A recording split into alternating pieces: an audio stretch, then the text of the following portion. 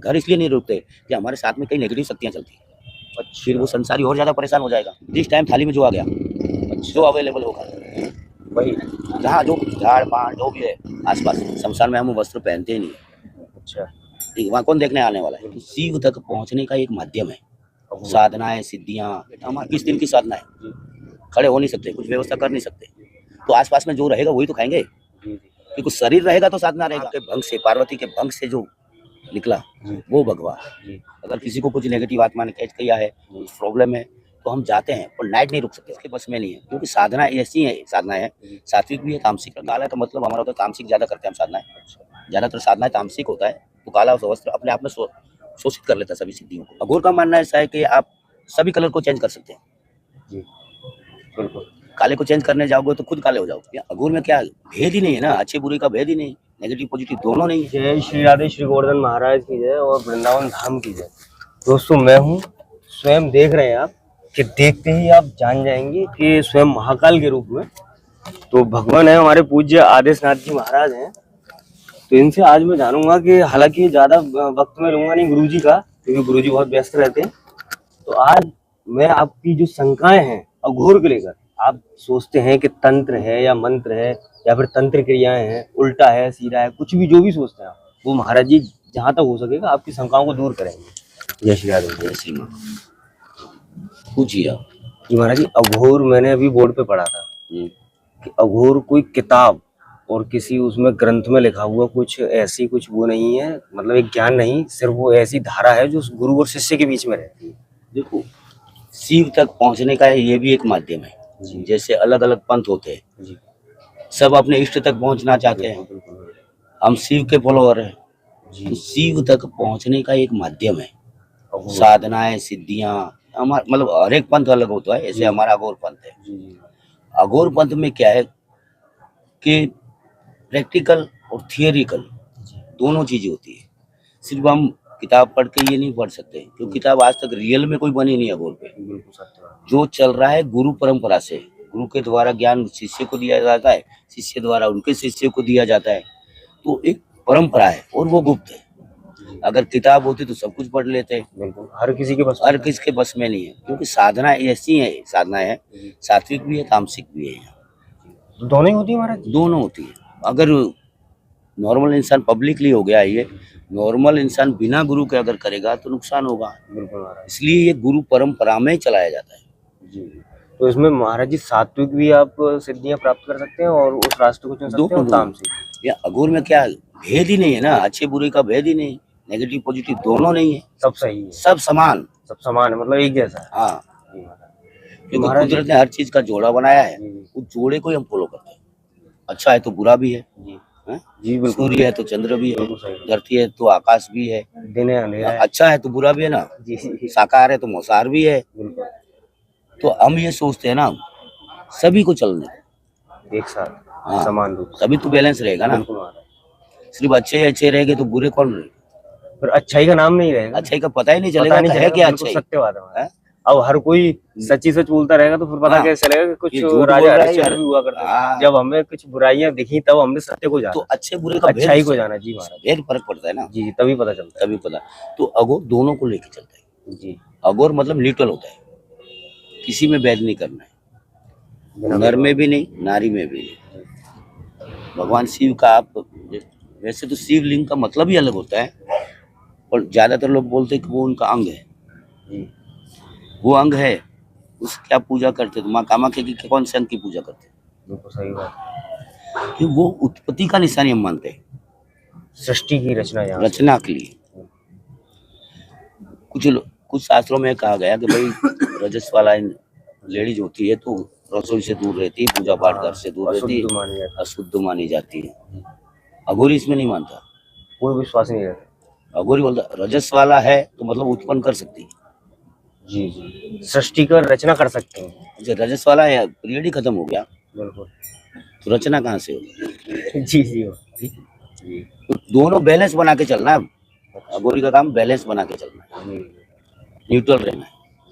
तो महाराज जी एक सवाल मेरे मन में और शंका भी रहती है और सभी के में रहती है जो आपको देख रहे हैं कि यहाँ ये रहता है कि महाराज जब काले वस्त्र देखते हैं और देखते हैं कि अघोर साधना करने वाले भगवान हैं, संत हैं, तो लगता है कि तांत्रिक क्रियाएं करते हैं। नहीं, अघोर है ना, ये काला वस्त्र धारण करता है, उसका मीनिंग भी होता है। महाराज जी ने भगवा धारण कर रखा है, उसका भी मीनिंग होता है। भगवे का मतलब कोई माँ के भंग से, पार्वती के भंग से जो निकला वो भगवा, ठीक है, भगवा। पीछे सिर्फ न शब्द बाकी है, नहीं तो पूरा भगवान होता है। मतलब वो जानबूझ के न शब्द नहीं लगाया, भगवा, क्योंकि वो भगवान नहीं है, भगवान की साधक है, भगवान की जो अनुकरण करती हैं वो है। हाँ है, न लग गया तो खुद भगवान हो जाते हैं। बिल्कुल सत्य बात। तो ऐसे ही भगवा है, वैसे ही काला है जी। काला धारण करने का मंत्र होता है, भगवा धारण करने के भी मंत्र होते हैं। अघोर का मानना ऐसा है कि आप सभी कलर को चेंज कर सकते हैं जी, बिल्कुल। काले को चेंज करने जाओगे तो खुद काले हो जाओगे, ठीक है ना। और दूसरा इसका एक मतलब और होता है ना, ये कैच करता है सबको, सबको अपने में समाहित कर लेता है। साधना सिद्धियां होती है ना, जो आर पार नहीं होती, वो अपने आप में शोषित हो जाती है। काले वस्त्रों में शोषित हो जाता है सब कुछ जी महाराज। दूसरा काला है मतलब न्यूट्रल है, जीजू समाधि, जो जैसे बोलते हैं शून्य समाधि, तो शून्य का प्रतीक है काला। ऐसे कई मीनिंग है काले, अनंत का प्रतीक, अनंत का प्रतीक। आत्मविश्वास भी देता है महाराज जी काला। काले में देखो आत्मविश्वास रहता है, और दूसरा साधना सिद्धियां ना, वो कोई हमारी चुरा नहीं सकता। काला धारण करने से वो सिर्फ अंदर ही अवशोषित, उसका सामने वाले का अवशोषित हो जाएगा, जब तक हम ना चाहें तब तक। हाँ, हम ना चाहे तब तक नहीं। तो महाराज जी जैसे अगर सात्विक पूजा करते हैं, हम देवी माँ की उपासना करते हैं, तो तब काला वस्त्र ग्रहण कर सकते हैं? नहीं, देखो काला वस्त्र है, सात्विक साधना करते हैं ना हम। वैसे तो वस्त्र हम पब्लिकली आते तब पहनते हैं, शमशान में हम वस्त्र पहनते ही नहीं। अच्छा, ठीक है, वहाँ कौन देखने आने वाला है। पर जब हम भी आए संसार से ही तो आए हैं, अघोरी या जितने भी साधु संत सब ऊपर से थोड़ी आए, रचना तो माँ से ही है, ठीक है, तो वहां से रचना है, तो उनकी मर्यादा रखना भी हमारा फर्ज होता है, इसलिए वस्त्र सब होता है। तो वो अलग अलग विधाएं हैं, हाँ, अलग अलग विद्याएं हैं।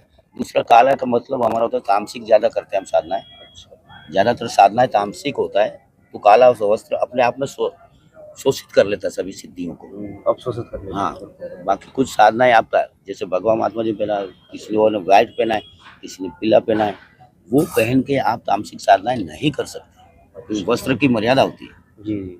और महाराज जी भोजन वगैरह में कोई वो नहीं, भेदभाव नहीं रहता? भोजन में ये है, देखो अघोरी का होता है ना शाकाहारी होता है ना मांसाहारी होता है, सर्वाहारी होता है। सर्वाहारी, इसका मतलब क्या होता है, जिस टाइम थाली में जो आ गया, जो अवेलेबल होगा, वही जहाँ जो झाड़ पान जो भी है आसपास, क्योंकि अगर कई बार क्या ऐसा होता है कि हम साधना में बैठे हैं, 21 दिन की साधना है, खड़े हो नहीं सकते, कुछ व्यवस्था कर नहीं सकते, तो आसपास में जो रहेगा वही तो खाएंगे, क्योंकि शरीर रहेगा तो साधना रहेगा, और शरीर ही खत्म तो साधना खत्म।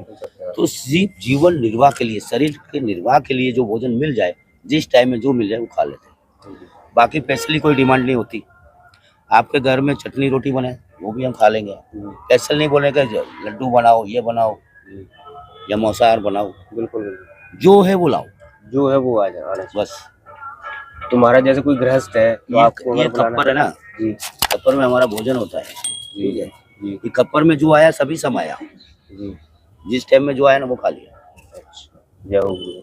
तो गुरुदेव जैसे अगर गृहस्थ आपको ये कहते हैं कि कोई अगर उनके घर में कुछ रहता है, ऐसे फंक्शन वगैरह प्रोग्राम रहते हैं, तो आप वहाँ जाना है उचित समझते हैं या फिर दूरी बना के रखते हैं? नहीं, देखो जो अघोरी होता है उसकी साधना सिद्धियां अपने लिए नहीं होती, परोपकार के लिए।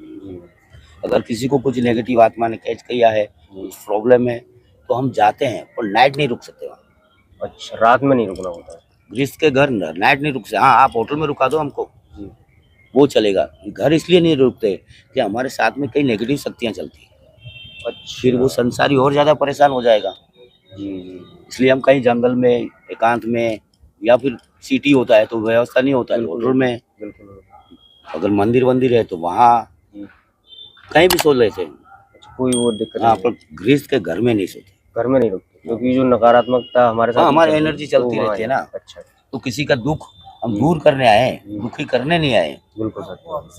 हाँ, और ज्यादा दुखी हो जाएगा। तो महाराज महाकुंभ में जो युवा हैं हमारे, तो उनके लिए क्या संदेश देंगे? देखो महाकुंभ का देखो अर्ध कुंभ होता है, क्योंकि 12 साल बाद ही दर्शन होते हैं आपके महाराज। पूरा बात बताओ, कुंभ का बात होता है। बिल्कुल बिल्कुल।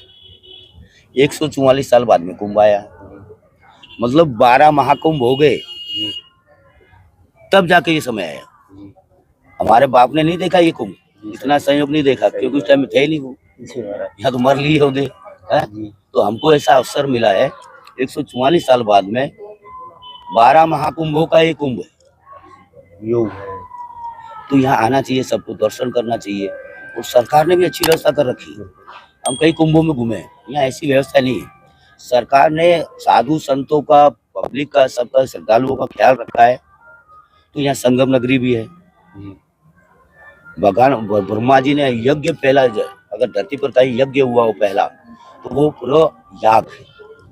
अच्छा, प्रथम याग मतलब यज्ञ, प्रथम यज्ञ यही हुआ प्रयागराज। इसके बाद में यज्ञ की परंपरा चली है। जी महाराज। अच्छा, ठीक है। दूसरा, इतने भारत भर के जो आपको कभी दर्शन नहीं होते, इतने साधु संत आ रखे हैं, जो सिर्फ आपको कुंभ में दिखाई देगा।